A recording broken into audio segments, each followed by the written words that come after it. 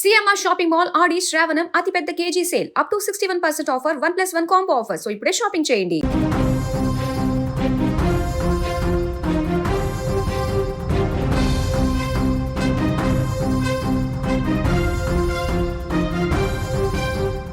ప్రకృతి కోపానికి ఓ దేశం విలవెల్లాడిపోతుంది. ఇప్పుడు భయంకరమైన గాలులు, నింగికెగిసి పడుతున్న రాక్షస గాలులు, కళ్ళ ముందే గాల్లో లేచిపోతున్న భారీ భవంతులు, వీధులన్నిటినీ ముంచెత్తుతున్న ప్రాణాంతక వరదలు, కాపాడమంటూ ఆర్తనాదాలు చేస్తున్న జనాలు. ప్రస్తుతం చైనాను నౌల్ తుఫాన్ నరకం చూపిస్తోంది. ఇప్పటి వరకు ఎన్నడూ చూడని రీతిలో దక్షిణ చైనా పైన ఈ రాక్షస తుఫాను విరుచుకుపడింది.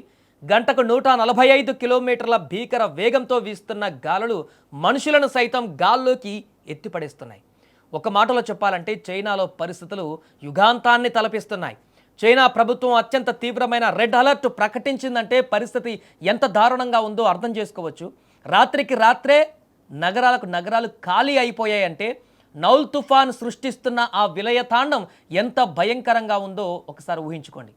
దక్షిణ చైనా తీరాన్ని తాకినటువంటి నౌల్ తుఫాన్ ఒక ప్రళయంలా మారింది.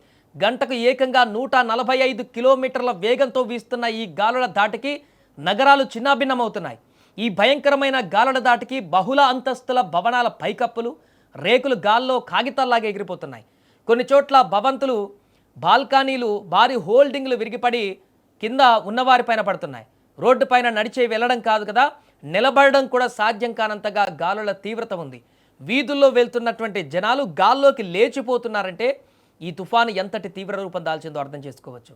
మనం ఇక్కడ కనిపిస్తున్నటువంటి విజువల్స్లో చూడొచ్చు, స్పష్టంగా అర్థమవుతుంది అక్కడ ఎలాంటి పరిస్థితులు ఉన్నాయో. చెట్లు వేలతో సహా పెకిలించుకొని పడిపోతున్నాయి. ఎటు చూసినా విరిగిపోయిన శిథిలాలు, విరిగి పడిపోయినటువంటి విద్యుత్ వైర్లే కనిపిస్తున్నాయి. జనాలు ప్రాణాలు అరచేతులు పెట్టుకొని ఇళ్లలోకి పరుగులు తీస్తున్నటువంటి భయానకమైనటువంటి దృశ్యాలు. కార్లు ఆ వరదల్లో గల్లంతా కొట్టుకుపోతున్నటువంటి పరిస్థితి.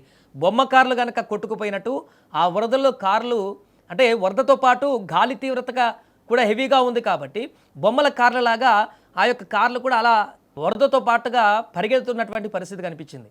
ఇక సాధారణ ప్రజల పరిస్థితి చూడండి, అక్కడ నిలబడడానికి కూడా లేదు. బైకులు అక్కడ ఆపేసి ఒకరినొకరు గట్టిగా పట్టుకొని, ఎందుకంటే గాలికి ఎగిరిపోయేటువంటి పరిస్థితి, ఒకరినొకరు గట్టిగా పట్టుకొని అక్కడ ఉన్నటువంటి పోల్స్ని వాటిని పట్టుకొని ఆ గాలికి ఎగిరిపోకుండా కాపాడుకునేటువంటి ప్రయత్నం చేస్తున్నటువంటి భయానకమైనటువంటి దృశ్యాలు అక్కడ కనిపిస్తున్నాయి. ఒకవైపు భీకర గాలులు నరకం చూపిస్తుంటే మరొక వైపు ఆకాశానికి తూట్లు పడినట్లుగా కురుస్తున్న భారీ వర్షాలు చైనాను ముంచెత్తుతున్నాయి. ప్రధానంగా గ్వాంగ్డాంగ్ ప్రావిన్స్లో వర్షం విపరీతమైనటువంటి విధ్వంసం సృష్టిస్తున్నాయి. నగరంలోని రోడ్లన్నీ క్షణాల్లో ఉధృతంగా పారే నదుల్లా మారిపోయాయి. రోడ్లపైన పార్క్ చేసిన వేలాది కార్లు, వాహనాలు ఆ వరద నీటి ప్రవాహంలో బొమ్మల్లా కొట్టుకుపోతున్నాయి. ఇళ్లలోకి భారీగా వరద నీరు చేరడంతో ప్రజలు తీవ్ర భయాందోళనకు గురవుతున్నారు. మొదటి అంతస్తు వరకు నీరు చేరడంతో చాలామంది మేడలపైకి ఎక్కి సాయం కోసం ఆర్తనాదాలు చేస్తున్నారు. ఈ నౌల్ తుఫాను బీభత్సానికి గ్వాంగ్డాంగ్ ప్రావిన్స్ తీవ్రంగా దెబ్బతింది.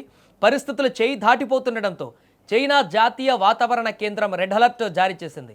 ప్రమాదాన్ని ముందుగానే ఊహించిన అధికారులు రాత్రికి రాత్రే యుద్ధ ప్రాతిపదికన చర్యలు చేపట్టారు. ఒక గ్వాంగ్డాంగ్ ప్రావిన్స్ నుంచి ఏకంగా 3 లక్షలకు పైగా ప్రజలను సురక్షిత ప్రాంతాలకు ఖాళీ చేయించారు. ఊళ్ళే రాత్రికి రాత్రే నిర్మానుష్యంగా మారిపోయాయి.